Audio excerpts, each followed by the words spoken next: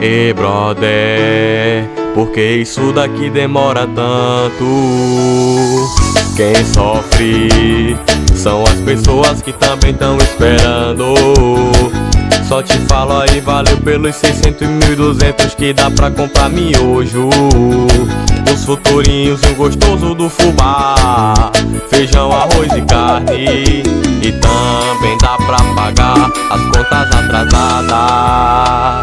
Libera ele, já faz 2 semanas que carrega e analisa meu pedido dos 600. Libera ele, não faz 1 semana que aprovou do vizinho que foi os 1.200. Libera ele, já faz 2 semanas que carrega e analisa meu pedido dos 600. Libera ele, não faz 1 semana que aprovou do vizinho que foi os 1.200. Libera ele.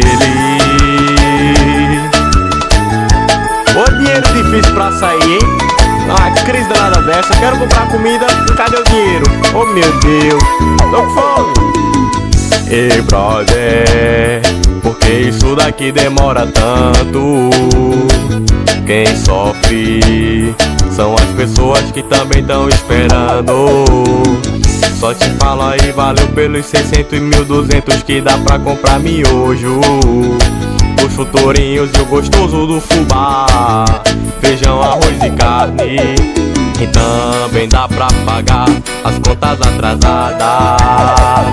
Libera ele, já faz 2 semanas que carrega e analisa meu pedido dos 600. Libera ele, não faz 1 semana que aprovou do vizinho que foi os 1.200. Libera ele, já faz 2 semanas que carrega e analisa meu pedido dos 600. Libera ele, não faz 1 semana que aprovou do vizinho que foi os 1.200. Libera ele.